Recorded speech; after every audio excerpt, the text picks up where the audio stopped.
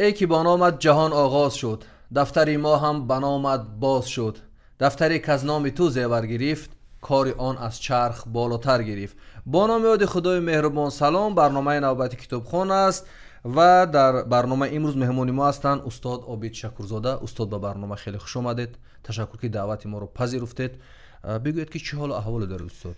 تشکر و علیکم السلام و سلام و درود به خود شما که گروهتون که زحمت‌های خسته ناپذیر در تبلیغ کتاب و در عشق کتاب و در عاشق کردن کتاب به مردم امروزها زحمت جانانه میکشید و همچنین به مخلصان و مشتریان و هواخواهان این سایت شما. دعوت تکراری شما هم به برنامه این است که سرردکسی ملی انسیکلوپدیای توجیک، اداره علمی انسیکلوپدیای ملی توجیک اخیراً یک کتابی رو تهیه و نشر کردند، دانشنامه زبان توجیکی. یعنی صحبت ما اطراف موضوع زبان و همین کتاب و اطراف موضوعی که در اطراف زبان چرخ میزنند صحبت خواهیم کرد. نخست میخواستم بگم استاد که دانشنامه زبان توجیکی قبلا چیزی در تاریخ ما موجود بود، یعنی وجود داشت، یا اینکه این یک کاری نو است که شما و تیمتان از جمله استاد نور محمد امیرشاهی دست به تهیه چنین کتابی زدید؟ سالهای 80 از جانب مؤسسه علمی دانشنامه تاجیکستان یا که انسیکلوپدی توجیک و نیز پژوهشگاه زبان و ادبیاتی به نام رودکی اکادمی علوم تاجیکستان طرحریزی شده بود، با آن سبب که در همین آخر سالهای در اول سالهای 80 در مسکو انسیکلوپدی زبان روسی منتشر شد. یعنی کرملین انسیکلوپدی زبان روسی منتشر کرد و همین شکل جامع و این اثر ضمناً چندین بار منتشر گشت و در پیروی اینها اوکراینهای برادر نیز انسیکلوپدی زبان اوکراینی تدوین کردند و گمانم 3 مراتب منتشر شد و بعد اینها بلاروس ها کردند که اون هم دانشنامه زبان بلاروسی آن هم منتشر شد یک بار. اما در نیمه کار جنگی بدبختانه خودکشی ما شعله‌ور شد و این کار موند. بعد اون که به استقلال رسیدیم و کشور سر حال اومد و به خود اومد و رفاه اومد و دانشگاه ها تنظیم شدند، پژوهشگاه ها همچنین خودی دانشنامه ملی تاجیکستان همچنین بر رو برا شد. در سال 2014 باز با ابتکار انسیکلوپدی ملی تاجیک کار موقوف گذاشتی این اثر از سر گرفته شد و بر ذمه بخش ادبیات و زبان و فولکلور انسیکلوپدیا که مدیر آن نامزد علوم فیلولوژی فریدین محمدالله است و یکی از کارگران بسیار خوب، یکی از انسیکلوپدیستان مقدمی تاجیکستان دلاورف هستند، معظم شاه و بنده. اینه با همکاری علمای زبدی امروزی کشور تدوین کردیم و الحمدلله که به چاپ رسید. اهمیت این کتاب رو اگم در یک جمله اینقدر زحمت کشیدین چه اهمیت دارد برای ما این دانشنامه زبان تاجیکی؟ میدونید اگر خون نیروی جسم باشد، زبان نیروی روانی ماست، نیروی روحی ماست. مقدس ترین و اصلی ترین پایه دولت زبانی است. باید این گپ من نیست، این گپی حکیمایی که 10 نفر گفته، باید ما به خاطر وحدت ملی، به خاطر هممرامی و همگونی و هم عقیدگی و به خاطر خویشی اعتباری زبان واحد داشته باشیم و زبان مادری خود را در مد اول ارج گذاریم، چنان که دیگه ملت ها میگذارند، ملت های پیشرفته. یک روز گفتید در همین صحبت از همین منبر گفتید که فارسی علم است، حالا گفتید زبان مادری و اینجا نوشته شده زبان تاجیکی. به اندیشه شما زبان مادری من و شما забони тоҷикӣ аст ё забони форсӣ ва чиро? фақат андешаи худатонам мехостам бифаҳмам. бале نه تنها اندیشی منه، البته من اندیشی خودم میگم بر مبنای اندیشی عالمان و فرهیختگان و صاحب نظرانی تاریخ و ادب و فرهنگ فارسی ایران زمین، یعنی هم ماوراء النهر و هم افغانستان امروزه و هم ایران امروزه و ایران شناسان جهان، مستشرقان جهان، چی روس ها، چی آلمانی ها، چی انگلیسی ها، چی رومانی ها، چی ایتالیایی ها، چینی ها و ژاپنی ها. سالهای آخری 80 خیلی نهضت ملی تاجیکی در ورارود شعله زده بود و یک مرامی تاجیکی در اون وقت بسیار به چشم جهانیان شفق داد. همین کتابه همچون دانشنامه زبان تاجیکی طرح‌ریزی کرده بودیم. این یک، یعنی همون سالهای 80 این کتاب زبان تاجیکی نام داشت؟ بله فارسی تاجیکی نه، فقط تاجیکی؟ نه این دوره شوروی بود آخر. تاجیکی بود. دوره شوروی فارسی میگفت شما باید بشید، متروک بشید دیگه، هرد میشید. و امروزم از سال 94 این جانب قانون اساسی کشور رو پارلمان تغییر داد. تا اون وقت زبان دولتی تاجیکستان زبان تاجیکی و در قفسین فارسی، همین فارسی رو گرفتن پرت افتن و از روی که احترام قانون این دانشنامه زبان تاجیکی نامگذاری شد.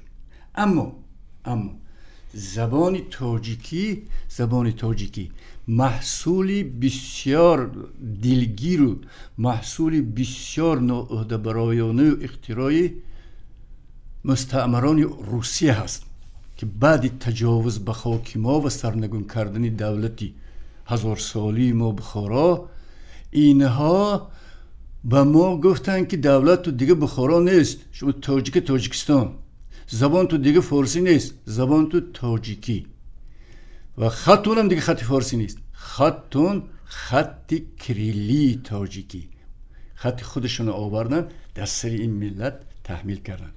زبان فارسی خاصگاهش اگر امروز رو بگیریم، در آینده گیریم، در گذشته گیریم، بخارا بود، ایران بود، افغانستان بود که اونا اومدن این تحمیل بالای ما کردن. یعنی خاصگاه همین زبان از جا برخواسته بود خودش، همین زبان فارسی خاصگاه واقعیش کجا بود که امروز هم این بحث مطرح است. شاید میگن اون از ایرانی ها از افغانستان، ما تاجیکستان یک کشور علایده و زبان ما هم زبان تاجیکی است. خاصگاه این زبان کجا بود که روسا اومدن این بالای ما تحمیل کردن؟ میدونید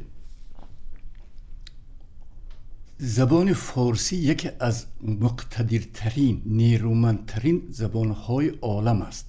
یعنی تقریبا در قطار در رده هفتگانی قدرتمندترین زبانهای دنیا قرار دارد فارسی.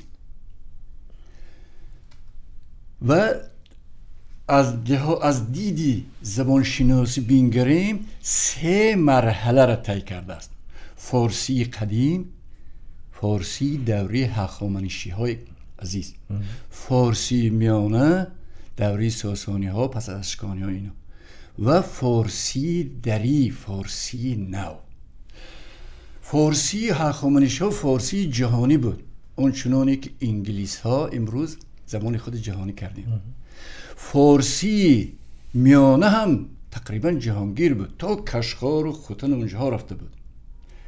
اما بید اونا رو یک طرف بمانیم. فارسی نو، این زبان فارسی دری یا فارسی نو پیشینی 1200 ساله دارد و در یک زمانی بسیار پیچیده و فاجعه جنگ و بیداد لشکری عرب این زبان با امر خدا یکی ظهور کرد. در عموم این زبان از در همین 1000 ساله از 3 آسیا سنگ مدهش گذشت. یکی آمدن عرب، اصطلاح عرب، یکی بیدادی مغول، تجاوزی مغول، و یکی تجاوزی روس. بینید آمدن عرب اما آمدن عرب موجب ظهور زبان فارسی دریشه. تا این مدت در ایران زمینی پهناور، در ایران زمینی ساسانی ها چند زبانی بسیار رایج و مقتدری بودن که میدونیم: زبان سغدی، زبان پارتی، زبان پهلوی، زبان سکایی، همین. وقت اینها با خطای خود داشتن، طرز گویش خود داشتن، اما با اومد و زبان فارسی هم بوده است ضمناً. اگر نمی بود هم تو به خودی خودت ظهور نمی کرد، مستحکم نمی شد. وقتی که عرب ها اومدن هیچ جای شک شبه ندارد، هر لشکری اومد بیداد میکند. هیچ لشکر برعکس بازی نداره اومده است. و عرب های بادیه بودن، بیرحم بودن، جرار بودن، اومدن سوختن، تجاوز کردن، بردن. اما در ردیف اینها به خود قرآن آوردن و علم و حکم آوردن. البته بین پیشوایان عرب و پیشوایان ما هم در رفت جنگ ها، مذاکره ها میشد که میگفتن چی با اومدید؟ میگفتن اومدیم که شمایان را بشارت از خدای محمد میدهیم که پیغمبری آخر زمان است. و این ملت ساسانی از حکومتی دوری خودش، حکومتی فاسد و حکومتی ظالم و که سری مردم بسیار اندازها آورد، به جنگ خسته شو کرد، بعد خودش از مردم جدا کرد. خدا گفتن که ما فرستادی خدا هستیم، که گویا دیگران خدا نفرستاده باشه. یعنی مردم مونده کرده بود. فرهیختگانی ما را به چشم عقل، به چشم خیرت، به گفتی اونها نگه کردن، که مثلا میگفتن که ما شعار مثلا انسانی، برادری همه انسانها، برای خواندن همه انسانها،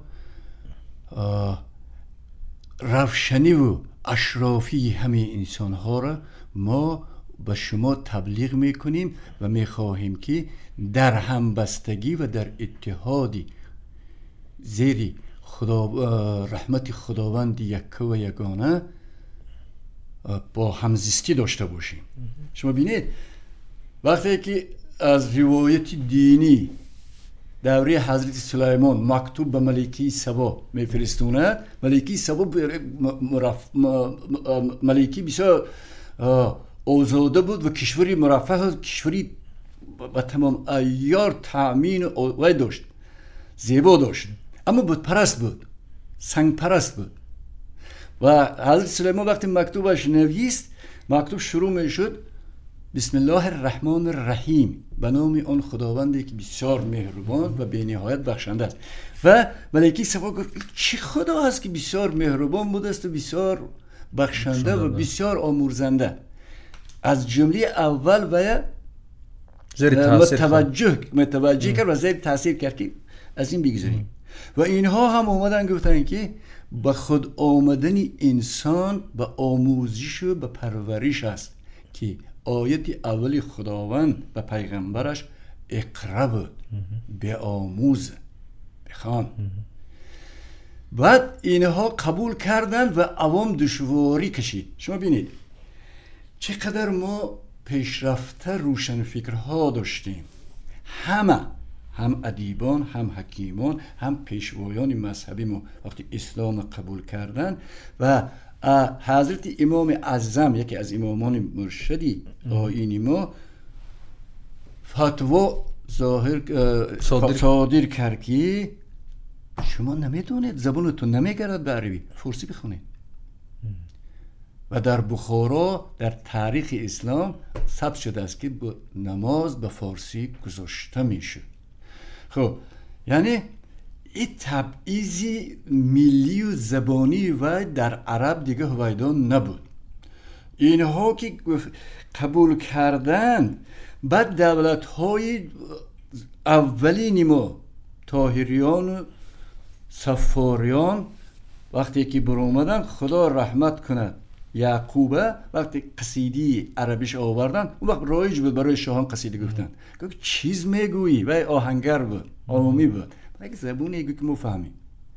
یک اشارتی و دیگه ادبیات فارسی رو زمینه گذاشت، یک زمینه گذاشت.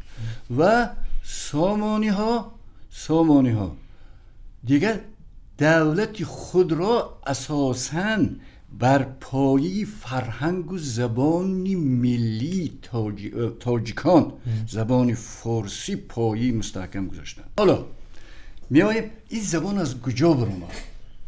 شما بینید وقتی گفتیم زبان فارسی یکی از زبانهای قدرتمند دنیاست و تا این زبان هست توجهی هر صاحب نظری که به ایران شناسی و به زبان شناسی کار دارد جلب خواهد کرد. وقتی که وارد این زبان شدن از کجای نباشد، چه داخلی چه به بیرونی چه و اولین هستگاهش میکنن که نمونه های فارسی کجا بود. اول با تایید علم ادبیات شناسی زبان شناسی ما اولین پدیده فارسی در ختلان به وجود اومد. وقتی که اسد ابن عبداللهی سرلشکر در بین بلخ ختلان شکست خورد، ختلانی ها این خیل طنزش کردن از ختلان آمزیه با روتباه آمزیه. فهمیدی؟ این است. دیگر با یادداشتی علم و با یادداشتی مأخذها یادگاری مانده اولین پدیده فارسی در کتاب یادگار مانده این سرودی مردمی بخاراست که یک جمله باقی مونده است. و سوم میبیارن همون بیتی معروفی سمرقندی کندمند و زینت که افکن از چاچ طبیعی همیشه تا بود. یعنی زبان از اینجا، یعنی همینجا خواستگاه زبان شروع شد. در قلمرو ایرانی امروزه اون وقت اصلا زبانی پهلوی بود یا فهلوی. مثلا ناصر خسرو در سفرنامهش میگوید که اومدم به تبریز و قطران نامشاعری تبریزی نزدم اومد، در دستش دیوانی منجیکی ترمیزی.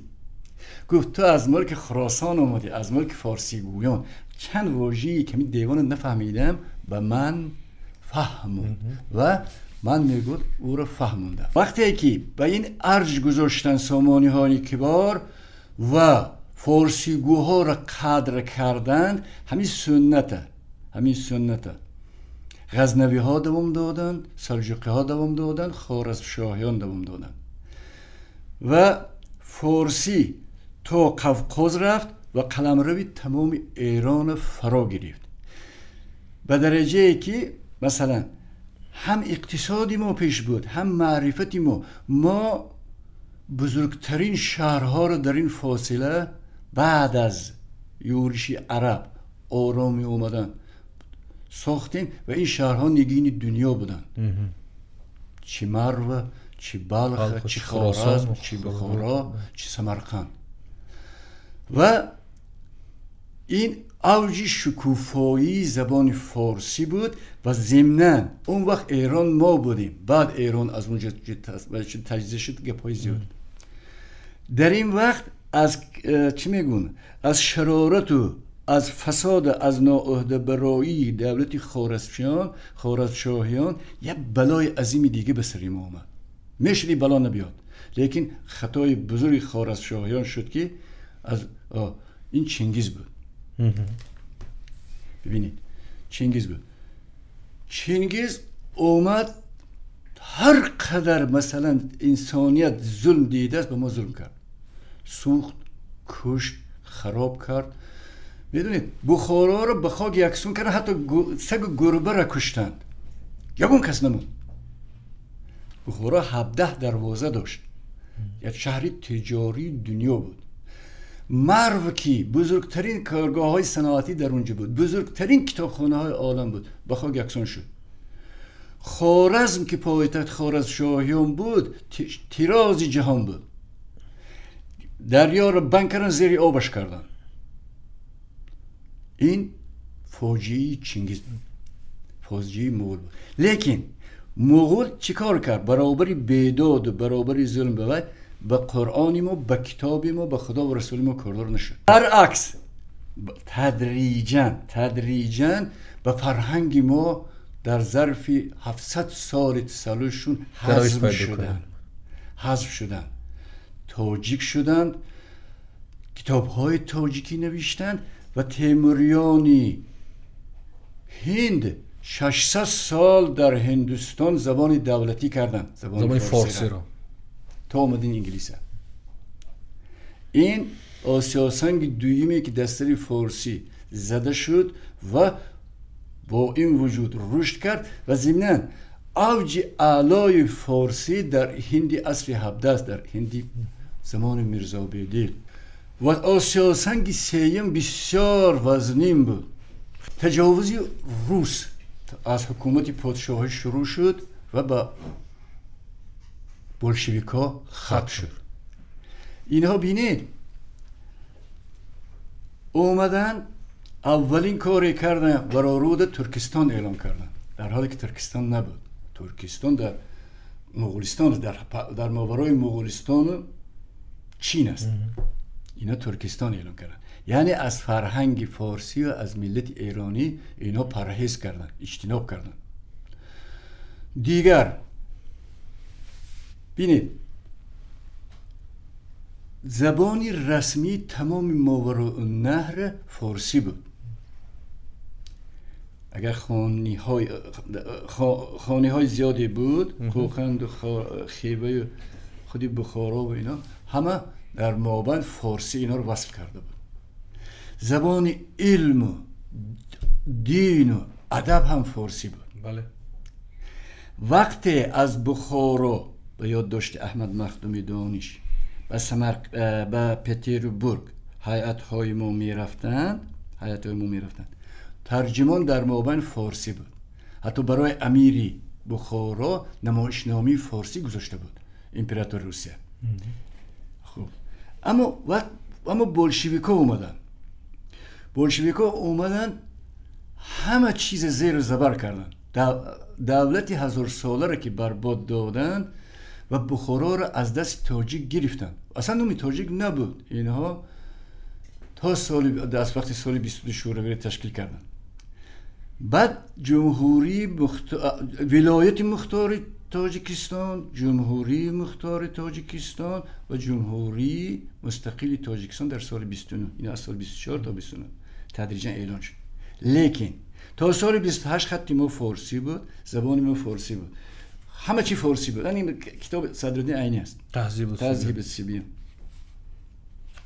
ببینید در پایینش عنوان دارد قصیده فارسی، نمیگه تاجیکی، قصیده فارسی. حتی استاد در امون اولین من این کتاب در سال 15 دومین بار چاپ کرده بود، قصیده فارسی میگه. یعنی اینها گفتن، اینها بعد چیکار کردن؟ تمامی میراثی که ما داشتیم باطلش اعلان کردن و جنگ با کتاب، با قرآن و با خدای ما شروع شد. اینها کتاب‌های ما را، من خودم شاهدی آدمای زنده که نقل میکردن، خودشون میگن کتاب‌های ما را شهید کردن. کتاب‌ها رو مردم با دستشون نرفتن، گفته رفتن گور کردن، کتاب‌ها رو در آب پرتافتن. و اینها برادرایی که مثلا با شعار برادری، برابری، آزادی و استقلال اومده بودن، کتاب‌ها رو سوختن. و اینتلیگنسی ما رو به نام ملا از دم تیغ از سال 28 تا سال 40 از دم تیغ گذروندن و گفتن خط شما لاتین، این خط قفامونده است، خط دقیانوسی است، این خط به درد نمیخورد، خط شما لاتینی. و 10 سال گذشته بود گفتن نه شما لاتینی نه، خط شما کریلی. و در نتیجه زبان فارسی در آسیای مانه با جاری کردن الفبا و خط از قالب طلایی خودش بیجور شد. زبانی بسیار دغل شد، زبانی که اون توانایی و اون ملاحت و سلاستی که داشت از دست داد. اندیشه های شما با پهلوی دیگر هم دارد، یعنی نفران هستند که با این اندیشه ها راضی نیستند و میگویند که با آن زبان، با آن فرهنگ و حال و هوایی که بخارا در آمدن روس ها داشت، اگر روس ها نجات نمیدادند حالا چیزی با نام ملت تاجیک دیگر وجود نداشت، چه با نام دولت تاجیک وجود نداشت و اون زبان، اون فرهنگ دیگر کارآمد نبود و بخارا در یک باطلاق جهل و تاریکی و بی‌فرهنگی و بی‌هویتی غرق بود.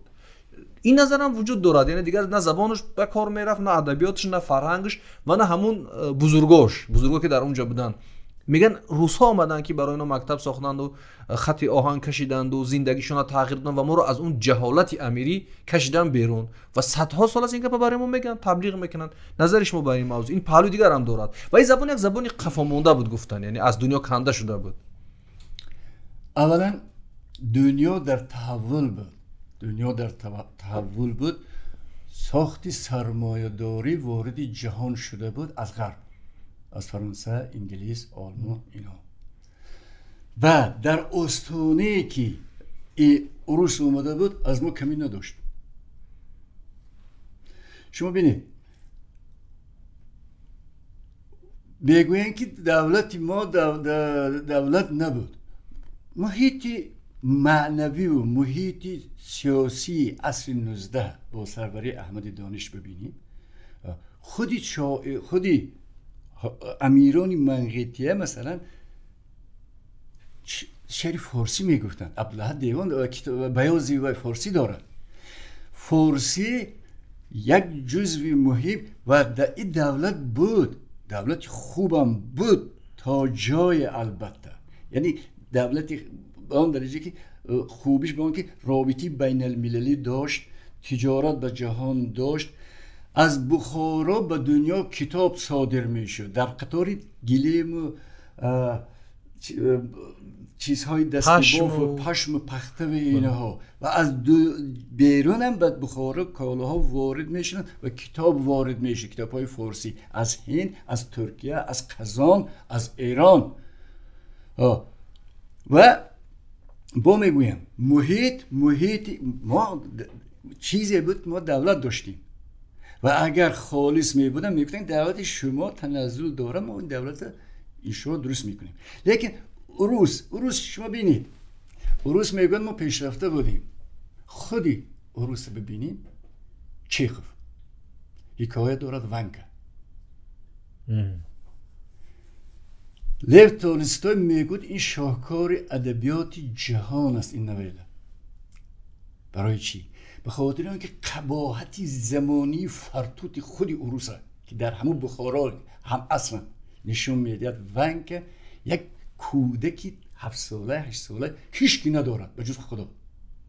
مادرش مرد، در دست باباش بود، باباش بیزار شد، اومد در دست موزدوز دادش و موزدوز او آدینه که عینی در آدینه تصویر کردش در پیش عذاب علیم ونکا هیچ است. همه عذاب روش میدارد. موزدوز از ونکا موزه ندارد. تصور میکن موزدوز موزه نداشته باشد.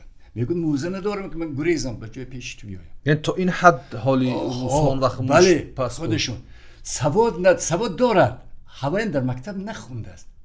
در یک همون خدمتگار یک خانم بود، از روی هوس دوستداری که به مکتب نقض میدید یک کمی سوادش برآورد بود.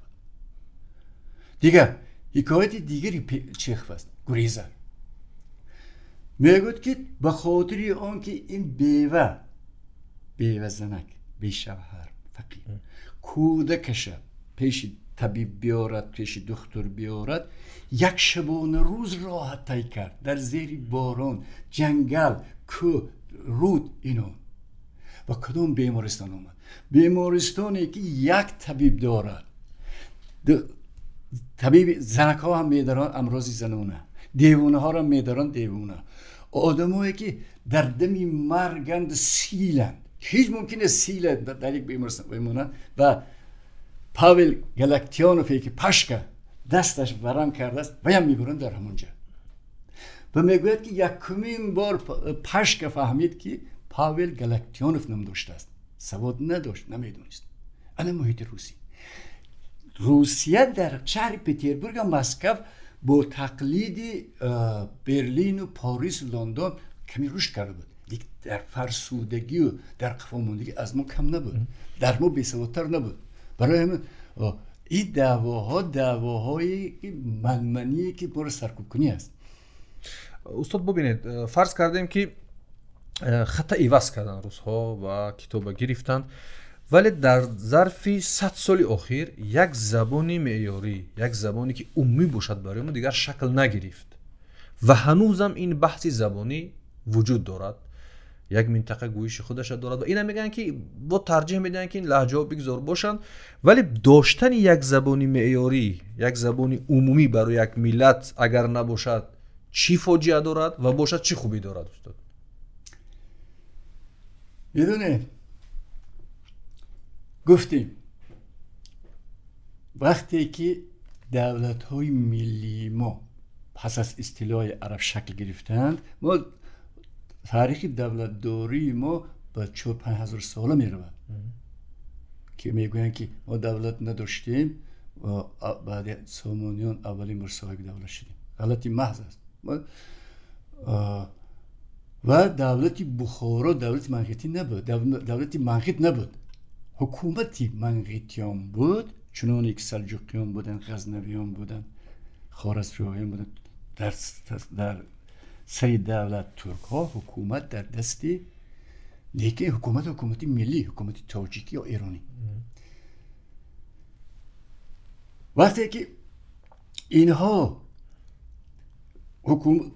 دولت های ملی ما شکل گرفت، به چی توجه کردن؟ به پاکیزگی و زیبایی و سلاست و فصاحت زبان. ببینید در ابتدای کار ادبیات جهانگیری ما صدری استاد رودکی، شاعرای ما دو بیتی نمی سرودن. برای چی؟ بخاطر اینکه در دو بیتی آهنگ‌های عامیانه هست. میگفتن کتاب سیلک عامیانگی را وارد نباید کرد، کتاب باید ادبی کرد.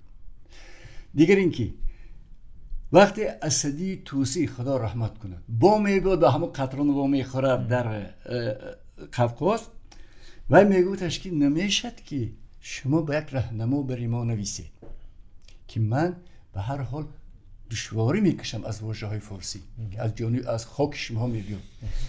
و از روی محبت اسدی توسی موسفید یک مسوده میکنه، دلیل یک مسوده میکنه حدود 300 واژه براش، همچنین یک چیزی برادرانه، همچنین حسنی دوستی. شما ببینید چقدر در نوشت باید دقیق بود و نازک بود که یگان حرف هجای نوشتی که بود خصوصی است بیجا کردن نمیشه و همونه بعدن شکل کتاب کردن به نام لغت فارس 1000 سال باز اولین لغتی با مونده از ما هست. دیگر اینکه خودی حاکمای ما معیار رعایت میکردن.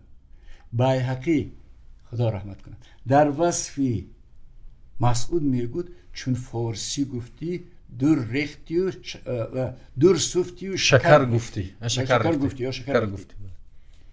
اینطور بود. در تاریخ بیهقی میگد و مسعود میگودن. از یک سو اونا رو تشویق میکردن، آموزش میدادن، از یک سو اونها هم نمونی عبرتی گویش عام میشنن. برای همین معیار زبانی عمومی شد. اگر فیلمی ابو علی بن سینا رو دیده باشید یا فیلمی که مردم سو استقبالش کرد به حضرت یوسف، همه زبان دوری و است، سامانی است. همه یک خیل گپ میزنن، یعنی همه عامی و یک خیل گپ میزنن، همه یک خیل میشه. بعد ببینید در اول عصر 20 دوره‌ای که ما گویا که به آزادی رسیدیم، ایران به آزادی رسید، رضا شاه اومد. هر انسان خاطی است، خطاکار است. رضا شاه خطا داشت، لیکن خدمتی بزرگش این بود که به رکن زبانی شروع کرد و اعلام کرد که در سال 23 قرار مخصوص دارد. تمام ملت باید باسواد باشد. من باسواد میگویم یعنی که نوشتن بتواند، نه تنها خوندن، نوشتن بتواند. اون وقت من قانع میشم که این ملت باسواد شد. دانشگاه ها کشاد. بعد جوانانی کشورش به غرب فرستون تا از غرب مدرن آموزن، مثل که پیاتر رفته بود اومد روسیه کرد. این همون کار کرد. متوجه هستید یعنی؟ و حکومت دارانی ما را میکردن. ببینید در دوره سلجوقیان خدا رحمت کند، نظام الملک وزیر معظم این دولت 4 کاری بزرگ کرد. یکی اون بود که به دربار فارسی را رسمی کرد. دوم اون بود که تقویم ایرانی را آورد. چند گروه عالمان را آورد، از جمله عمر خیام هم بود. تقویم ایرانی آوردن سال شمسی هجری که بهترین تقویم تا امروز هست. بله. اما تیر ماه و اردیبهشت فروردین میرم. سوم کرد که تقریبا هزینه شخصیش 42 نظامیه کشاد، 42 دانشگاه کشاد در قلمرو ایران تا بغداد و گفت بیاموزیم تا سرفراز باشیم، بیاموزیم تا وارسته باشیم.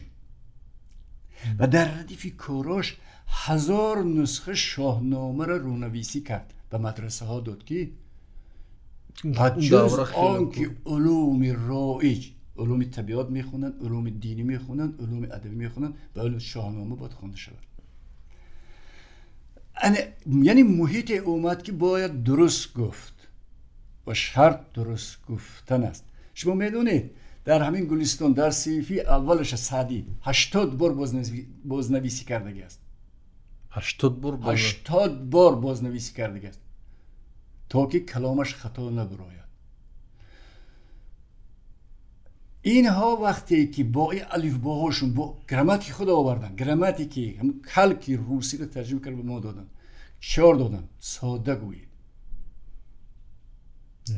یعنی این سادگویی عوامانه گویید. چقدری که عوامانه، چقدری غلطی اون پیداش اینا استقبال کردن و زبان به زبانی گذر و زبانی کوچگی آوردن. هیچ کس ایراد نمیگرفت که خواجگی قشلاق غلط برادر، کشاورزی باید گفت.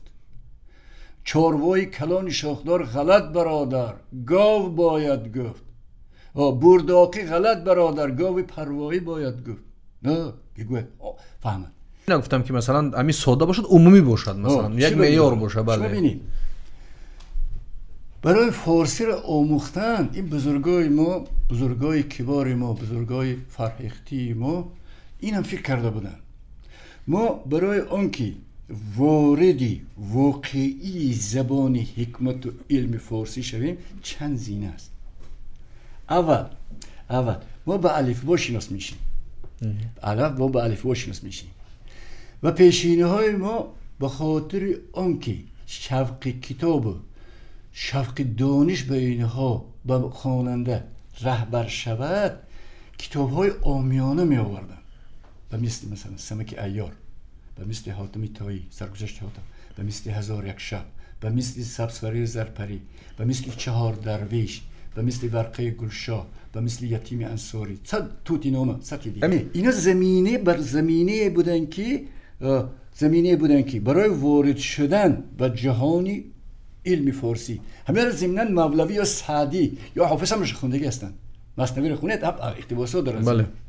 و ببینید همون نثر چقدر نثر زیبا هست و خودی هم با زبان سلیس، هم با زبان شیوا، هم با حادثات جالب می بیارد که شاه در 1001 شب بسیار خانه زیبا داشت و به همسرش می نازید و دید یک روز که همسرش خیانتش می کند و اون کشت و بعد عهد کرد هر روز زن می گیرد، هر روز اون رو می کشد و نوبت به دختری وزیر رسید. زن نمون، دخترک نمون و چون اون دختر را خانواده پدرود گفتن دیدار به قیامت گفتن که آسوده باشید، من انشالله زنده با صحبتات و به دیدارات میرسم. اومد به شاه صحبت کردن، بعد صحبت اومدن بود نشستن و حکایت آغاز کرد. حکایت به جای آور که صبح شد شاه گرنگ شد، حکایت مفتونش کرد. اگر اجازت بدهی با شب دیگه دوام. گفت اجازه. بعد دوام میشه چون قصه به اینجا برسید، بامداد شد، شهرزاد لب از داستان فرو بست. چون شب 70 در آمد، شهرزاد گفت ای ملیکی جوان بخش این عنوان بیا چقدر نسل زیباست. دیگر در 1001 شب ما هم علم میبینیم، هم فرهنگ میبینیم، هم توپونومیک میبینیم، هم طعام میبینیم، هم هنر میبینیم، هم ورزش میبینیم، هم شریعت میبینیم، هم دین میبینیم، هم جادو میبینیم. یعنی الکه خواننده با چند چیز وارد میشن. نامهای کوچگی نیست، همه نامهای کتابی، نامهای زیبا. و 1001 شب به شاه و حکایت کرد و در این فاصله بین قهرمان دخترک، یعنی دخترک چقدر دانش دارد 1001 شب و پیش شاه مطرح میکند. و در این فاصله بعد گفت من سه فرزند آوردم، ملک جوانبخت، اینش و امیدوارم از گناه من گذری. گفت که من همون بیگی دوم از بیگی اول از گناه تو گذشته بودم. یا اصلا که ایار بینید چقدر جذاب است. و دو جذابی چی است؟ این مؤلف ها از خاکساری نامشون نگذاشتن در همین کتاب ها برای آمد سبکن نگذاشتن. از این زینه بعد به شور کتاب میگذاشتن. چور کتاب مثلا نسل ساده هست، لیکن به تیاری نمیشه چور کتاب فهمید. حمد به حد آن خدای پاک را، آن جان بخشید مشتی خاک را. همونجا خوانندش میگه چی گپه؟ خود داند که آن که در آدم دم دروغ را چه خیر او دمیده میشود، مشتی خاک جان کردن. اونجا یا این از استاد میپرسه یا استاد براش. این اونجا باید یک کس باشه که از عقیده بفهمونش، از فقه بفهمونش، از اخلاق بفهمونش، چند علم اونجا میره. بعد دیگر علم ها را در قالب فرهنگ ملی می آموختن. شما ببینید در نصیحت به فرزندش نظامی گنجوی میگوید در لیلی مجنون 14 ساله قرة العین بالغ نظری علوم کونین. گفتار از دانش میشه، دانش هم از گفتار میشه. ولی برای همین زیبا نوشتن و زیبا گفتن در فرهنگ ما هنر بوده است تا امروزه. یکی از ایرادها بالای ما همین است که میگن چرا شما همیشه بالای زبان و ادبیات و اخلاق و فرهنگ میگین؟ از دیدگاه ما نمیدونم شما اگر به این فکر راضی هستین یا میخوام نظر شما را بگیرم. اگر این زبان، اخلاق، فرهنگ، هویت ما درست نشد، یعنی همون معیارهای اصلی خودش قطعی برنگشت، پیشرفت‌های خوب بدم ما نایل نمیشیم. یعنی یک پیشرفت‌هایی که برای تغییر زندگیمان، برای تغییر حالمان کمک کند، دست پیدا نمیکنه به این تغییرات ها تا اون وقتی که زبان ما، هویت ما، فرهنگ ما، اخلاق ما درست نشود. دوستان بدونید اگر گوییم که زبان ما پیش نرفته است شاید کمی مبالغه باشد، افراط باشد. بعدی که شوروی تجاوز کرد به افغانستان و سیلی ترجمان ها و مشاورین و سرباز های ما همچون اینترناسیونالیست وارد اونجا شدند، برگشتن، البته تحولات زبانی در ما بود از تاثیر همزبانان و برادران من، نه تنها همزبانان، برادران من تاجیکن زبان دیگر شد. اما به طور دلخواه نه، درست میگوید. و چرا به طور دلخواه نه؟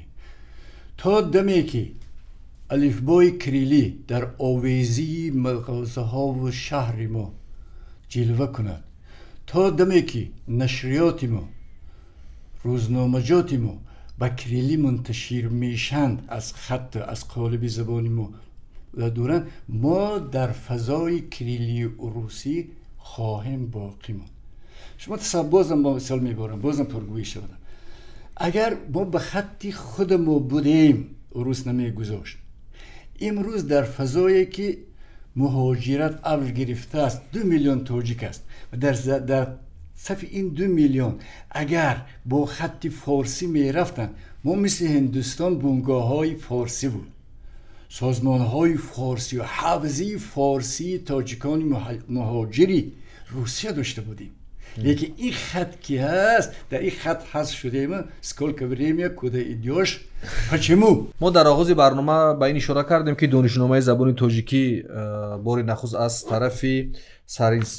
طرف اداره انسیکلوپدیا ملی تاجیک سال 2022 نشر شده است و یک کتاب جالب است که رویش پژوهش و تحقیقات زیاد انجام شده است و برای کلی هواداران زبان و ادبیات و فرهنگ پیشکش می‌گردد که گرفته بخوانند، مطالعه کنند و از دانشنامه و تاریخ زبان آگاهی پیدا کنند. استاد به صحبتتون رو در همین موضوع خلاصه کنیم و با این وضعی که ما داریم، با این حالتی که شما میبینید در جامعه، چقدر دیگر وقت لازم است که ما با یک زبان معیاری درست دست پیدا کنیم و از این بحث های زبانی و نمیدونم پیوندکی و ویرگول و نقطه بگذاریم با یک کارهای باز بزرگتر. شما فکر میکنید تا چقدر دیگر این بحث ها دوام میکنن؟